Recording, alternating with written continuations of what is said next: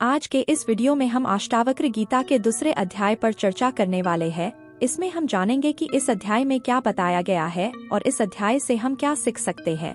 तो चलिए वीडियो को शुरुआत करते हैं। अष्टावक्र गीता का दूसरा अध्याय आत्मा की शुद्धता, उसकी अद्वितीयता और ब्रह्म ज्ञान की महत्ता पर केंद्रित है। अष्टावक्र यहाँ स्पष्ट करते हैं कि आत्मा की वास्तविकता को समझने के लिए बाहरी भौतिकता से परे जाना आवश्यक है। वे बताते हैं कि आत्मा शुद्ध, अचल और अपरिवर्तनीय है।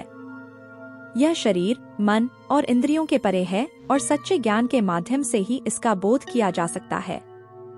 अष्टावक्र के अनुसार आत्मा किसी भी प्रकार के बंधन में नहीं बंधी होती।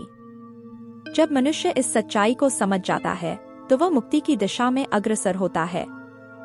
आत्मा को शुद्ध, अचल और साक्षी रूप में जानने वाला व्यक्ति माया और उसके प्रभावों से मुक्त हो जाता है। इस बोध के बाद व्यक्ति जीवन में अपने कर्तव्यों को निभाते हुए भी अकर्ता भाव में स्थित रह सकता है। दूसरे अध्याय में अष्टावक्र हमें यह सिखाते हैं कि आत्मज्ञान की प्राप्ति के लिए हमें अपने स्वयं के भीतर झांकना होगा। यह कोई बाहरी वस्तु या परिस्थिति से प्राप्त नहीं होती, बल्कि यह हमारी अपनी अंतर्निहित स्थिति है। जब हम अपनी आत्मा की शुद्धता को पहचानते हैं तो सभी द्वंद्व और संदेह समाप्त हो जाते हैं। अष्टावक्र के अनुसार आत्मज्ञान के बाद व्यक्ति में निम्नलिखित बदलाव आते हैं। 1. आत्मज्ञानी व्यक्ति सांसारिक वस्तुओं और घटनाओं में रुचि खो देता है। उसे यह समझा जाता है कि ये सभी माया के खेल हैं और अस्थायी हैं। 2. आत्मज्ञान के साथ व्यक्ति के भीतर एक गहरी शांति और संतोष स्थापित होता है। वह बाहरी घटनाओं से प्रभावित नहीं होता और सदा आनंदित रहता है। 3. आत्मज्ञानी व्यक्ति सभी प्राणियों में एक ही आत्मा को देखता है और सबके साथ समानता का व्यवहार करता है। उसे सभी में ब्रह्मा का दर्शन होता है। अष्टावक्र गीता का दूसरा अध्याय हमें आत्मा की शुद्धता और ब्रह्म ज्ञान की महत्ता को समझने की प्रेरणा देता है। इस अध्याय से हमें निम्नलिखित सीखने को मिलती हैं।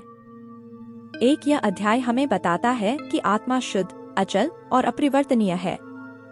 इसे किसी भी प्रकार के भौतिक बंधन में नहीं बांधा जा सकता। हमें अपने भीतर झांककर आत्मा की शुद्धता का बोध करना चाहिए। 2. ब्रह्मज्ञान ही हमें जीवन की वास्तविकता का बोध कराता है। इसके माध्यम से हम संसार के सभी बंधनों से मुक्त हो सकते हैं और सच्ची मुक्ति प्राप्त कर सकते हैं।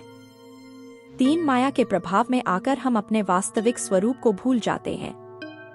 अष्टावक्र हमें माया के प्रभाव से मुक्त होकर आत्मा के वास्तविक स्वरूप को पहचानने का मार्ग दिखाते हैं।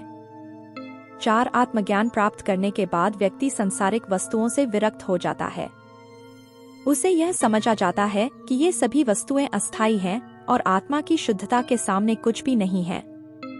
5. आत्मज्ञान के साथ व्यक्ति के भीतर एक गहरी शांति और संतोष स्थापित होता है। वह बाहरी घटनाओं से प्रभावित नहीं होता और सदा आनंदित रहता है। अष्टावक्र गीता का दूसरा अध्याय हमें आत्मज्ञान और आत्मा की शुद्धता के महत्व को समझने की प्रेरणा देता है। यह अध्याय हमें यह सिखाता है कि आत्मा किसी भी प्रकार के बंधन में नहीं बंधी होती और इसे पहचानने के लिए हमें अपने भीतर झांकना चाहिए। जब हम आत्मा की शुद्धता का बोध करते हैं तो सभी द्वंद्व और संदेह समाप्त हो जाते हैं और हम सच्ची शांति और मुक्ति की दिशा में अग्रसर होते हैं। यह अध्याय हमें यह सिखाता है कि आत्मज्ञान प्राप्त करने के बाद हमें सांसारिक वस्तुओं से विरक्ति और माया के प्रभाव से मुक्त होना चाहिए।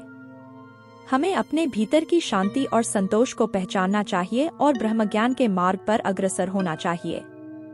इस प्रकार अष्टावक्र गीता का दूसरा अध्याय हमें आत्मा की वास्तविकता का बोध कराता है और जीवन की सच्ची दिशा में अग्रसर होने की प्रेरणा देता है।